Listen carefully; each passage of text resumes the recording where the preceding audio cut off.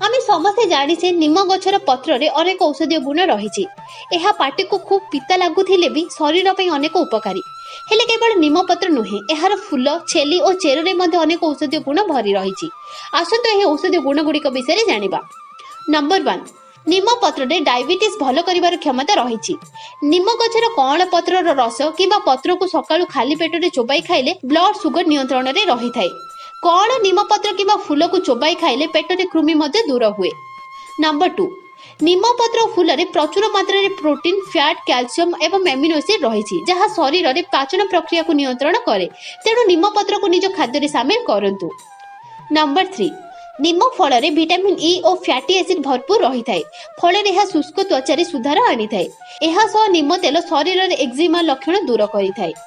Number 4, निम तेल रे एंटी फंगल एजेंट थाए। तेणु एहा फंगल इन्फेक्शन रु शरीर को शीघ्र मुक्ति देई थाए।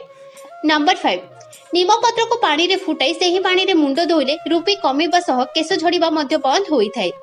नंबर 6, जदि आपनक मुंड रे उकुणी होईची और जेते उपाय कले भी सफायो नाही, तेबे निम छेली को पानी रे फुटाई एही पानी को अल्प ठंडा करी मुंड धुवंतु, देखिबे सब उकुणी मरी जिवे। नंबर 7, आपण को जदि काछु, कुंडिया और बथ परी किछि चर्म रोग होई थाए, तेबे निम पत्र को बाटी देह रे लगांतु। एहा सह कंचा हळदी मध्ये बाटी लगाई परिबे, देखिबे एहा द्वारा सब प्रकार चर्म रोग दूर होई जिवो।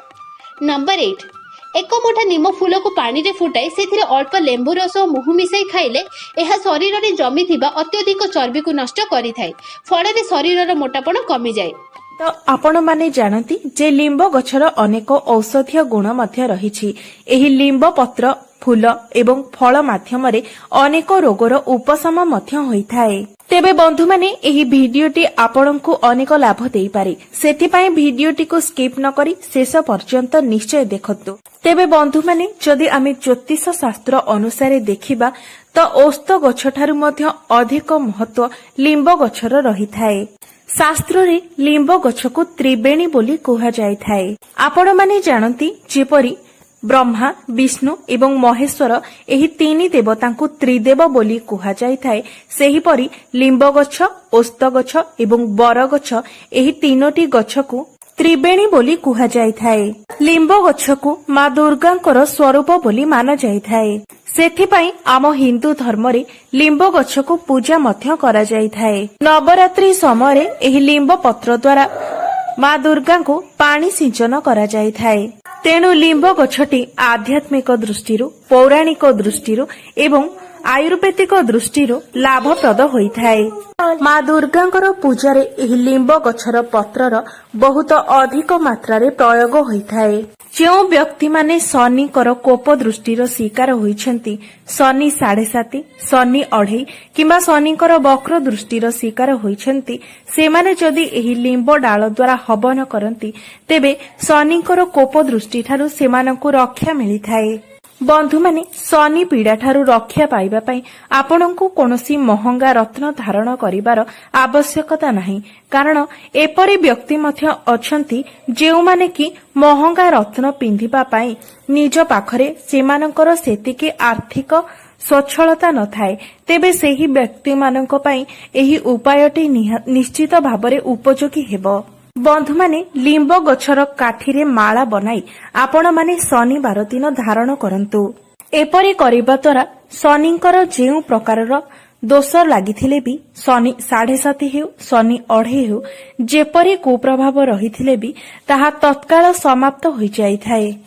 ताहार प्रभाव अनेकांशरे कमी जाइथाए एवं भगवान शनि देव मध्य आपणଙ୍କୁ आशीर्वाद प्रदान करिथांती। तेबे बंधु माने एही लिंब गछर आउ एक गुप्त प्रयोग रहिछि। तेबे आपण जदि धन प्राप्ति करिबा पई चाहुथांती, मां लक्ष्मी को प्रसन्न करिबा पई चाहुथांती एवं निजर जीवनरु दारिद्र्यता को समाप्त करिबा पई चाहुथांती, तेबे आपण एक लिंबर पट्टा नै आसंतु एवं निजे निज हातरे खोली सेही पट्टारे एक श्री यंत्र प्रस्तुत करंतु।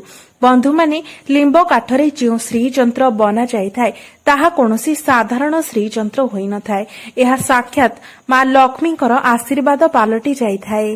ତେବେ ବନ୍ଧୁମାନେ ଆପଣ ଯଦି ନିଜେ ନିଜ ହାତରେ ଲିମ୍ବ କାଠରେ ଶ୍ରୀଯନ୍ତ୍ର ବନାଇ ନିଜ ଗୃହରେ ସ୍ଥାପନା କରି ଏହାର ପୂଜା ଆରାଧନା କରନ୍ତି ତେବେ ଏହାଦ୍ୱାରା ମା ଲକ୍ଷ୍ମୀ ସର୍ବଦା ପାଇଁ ଆପଣଙ୍କ ଗୃହରେ ବାସ କରିଥାନ୍ତି, ଆପଣଙ୍କୁ ଆଶୀର୍ବାଦ ପ୍ରଦାନ କରିଥାନ୍ତି। ବନ୍ଧୁମାନେ ଆମେ ସମସ୍ତେ ନିଜ ଗୃହ ବାହାରେ ଲିମ୍ବ ଗଛ ଲଗାଇବା ଉଚିତ, କାରଣ ଗୃହ ବାହାରେ ଲିମ୍ବ ଗଛ ରହିବା ଦ୍ୱାରା ଏହା ଆମ ଗୃହରୁ ସମସ୍ତ ନକାରାତ୍ମକ ଶକ୍ତିକୁ ଟାଣି ନେଇଥାଏ ଏବଂ ଆମ ଗୃହରେ ସକାରାତ୍ମକ ଶକ୍ତିର ସଞ୍ଚାର ହୋଇଥାଏ। ଏମିତି ମାନାଯାଇଥାଏ ଯେ ଯେଉଁ ଗୃହ ପାଖରେ ଲିମ୍ବ ଗଛ ରହିଥାଏ, ଲିମ୍ବ ଗଛ ନିଜର 500 ଫୁଟ ପର୍ଯ୍ୟନ୍ତ କୌଣସି ବି ସଂକ୍ରାମକ ରୋଗକୁ ଆସିବାକୁ ଦେଇନଥାଏ। ତେବେ ଯଦି ଆପଣଙ୍କ ଗୃହରେ ମଧ୍ୟ କୌଣସି ବାସ୍ତୁ ଦୋଷ ରହିଥାଏ ଏବଂ ଆପଣଙ୍କ ଜୀବନକୁ ଅନେକ ସାରା ସମସ୍ୟା ଆସୁଥାଏ, ତେବେ ଆପଣ ନିଜ ଗାଧୋଇବା ପାଣିରେ କିଛି ଲିମ୍ବ ପତ୍ର ମିଶାଇ ଗାଧୋଇବା ଉଚିତ। ଏପରି କରିବା ଦ୍ୱାରା ଆପଣଙ୍କୁ ରାହୁ ଦଶାରୁ ତତ୍କାଳ ହିଁ ମୁକ୍ତି ମିଳିଯାଇଥାଏ। ତେବେ ବନ୍ଧୁମାନେ ଆପଣମାନଙ୍କୁ ଯଦି ଏହି ଭିଡିଓଟି ଭଲ ଲାଗିଥାଏ ତେବେ ଭିଡିଓଟିକୁ ଲାଇକ୍ କରି ଚ୍ୟାନେଲଟିକୁ ନିଶ୍ଚୟ ସବସ୍କ୍ରାଇବ୍ କରିଦେବେ ଏବଂ କମେଣ୍ଟ ବକ୍ସରେ ଭକ୍ତି ଏବଂ ଶ୍ରଦ୍ଧା ହୃଦୟରେ ଜୟ ମା ଲକ୍ଷ୍ମୀ ନିଶ୍ଚୟ ଲେଖିବେ।